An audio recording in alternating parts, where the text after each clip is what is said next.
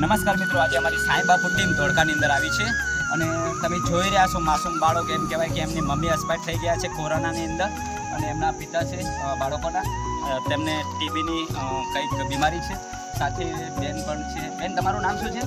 કૈલાસબેન. શું કામ કરો છો બેન? તમે જોઈ રહ્યા છો. બેટા, તારું નામ? ભાઈનું નામ ગોવિંદ છે. બેટા, તારું નામ? સુરેશભાઈ નામ છે.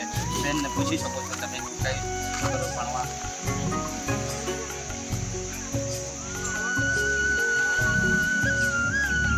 ભણવાનું છે. બાળકો ભણવા જાય છે? નથી ભણવા જરૂરી છે અત્યારના જમાના પ્રમાણે.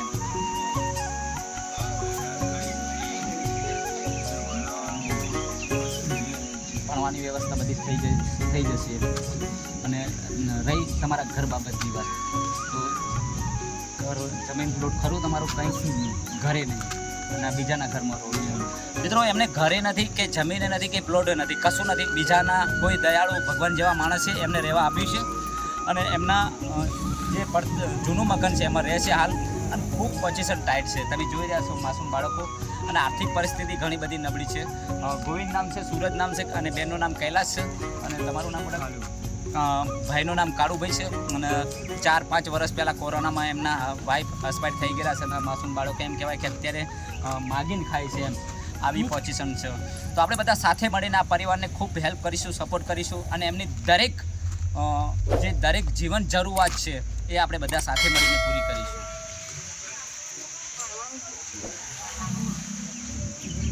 ભણવાનું છે. બાળકો ભણવા જાય છે હાલમાં? નથી જતા. ભણાવવા જરૂરી છે અત્યારના જમાના પ્રમાણે. એમ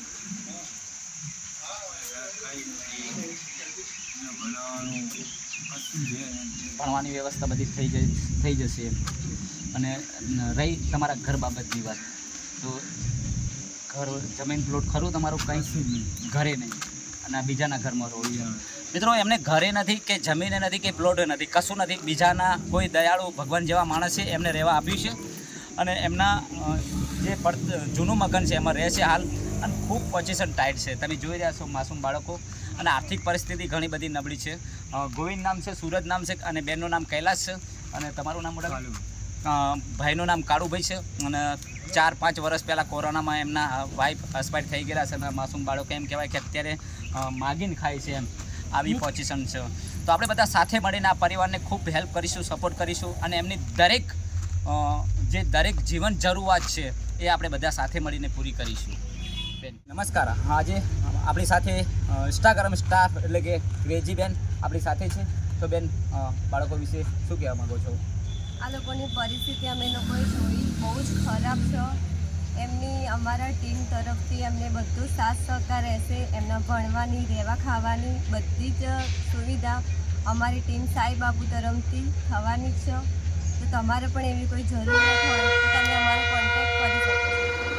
તો મિત્રો, આ લોકોના કપડાં પણ નથી, તો અમે એ લેવા માટે આવી ગયા છીએ.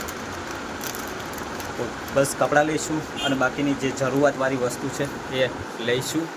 અને તમે જોઈ રહ્યા છો બાળકોના કપડાં લેવામાં આવી રહ્યા છે. તમે જોઈ રહ્યા છો.